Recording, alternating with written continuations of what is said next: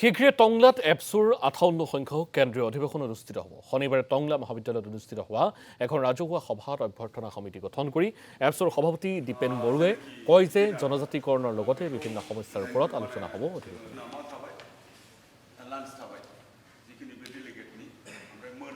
যিখিনি ডেট সেইখিনি আমি অতিথিসকলৰ সকলো পৰিৱেশ পৰিস্থিতি চাই পেলাই আমি অতি শীঘ্ৰে আমি ঠিক কৰিম।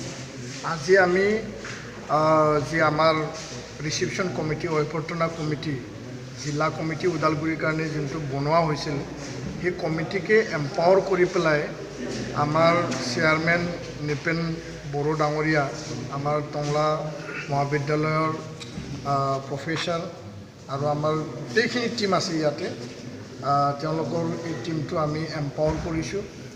আৰু এই যি 58তম অধিৱেশন, সেই অধিৱেশনখন টংলা মহাবিদ্যালয় প্ৰাংগণত আমি অনুষ্ঠিত কৰিবৰ কাৰণে আজি নিখিল বড়ো ছাত্ৰ সন্থা কেন্দ্ৰীয় কমিটি, ওদালগুৰি জিলা কমিটি, টংলা আঞ্চলিক কমিটি আৰু লগতে অভ্যৰ্থনা সমিতিৰ সকলো বিষয়ববীয়া, ইয়াৰ চেয়াৰমেন, কনভেনৰ, ভাইচ চেয়াৰমেন আৰু সকলো আমাৰ ছাব কমিটিবিলাকৰ লগত আমি আলোচনা কৰোঁ।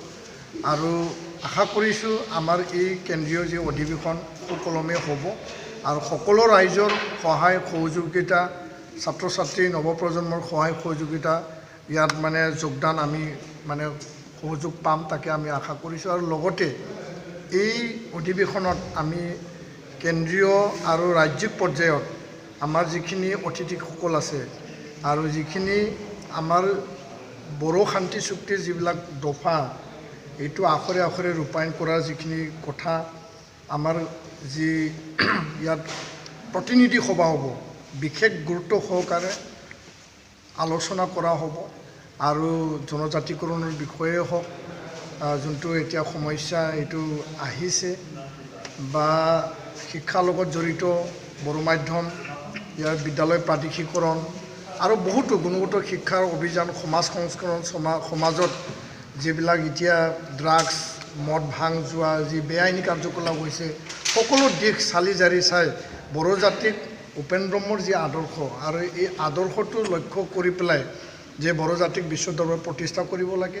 58তম অধিৱেশন এটা লক্ষ্যস্থান হ'ব, এটা আমাৰ ঐতিহাসিক এটা অধিৱেশন হ'ব। আৰু এই ঐতিহাসিক অধিৱেশনখন সুকলমে পাতিবৰ কাৰণে আজি অভ্যৰ্থনা সমিতিয়ে যথেষ্ট আগ্ৰহেৰে তেওঁলোকে মানে কাম কৰি যাম বুলি তেওঁলোকে প্ৰতিজ্ঞা কৰিছে। আৰু মই আশা কৰোঁ আপোনালোকৰ মাধ্যমেদি মই জনাব বিচাৰিছোঁ অসমবাসী আৰু বড়ো ৰাইজক যে এই মানে যি অধিৱেশনলৈ সকলোৱে যাতে আহি যোগদান কৰে, অংশগ্ৰহণ কৰে।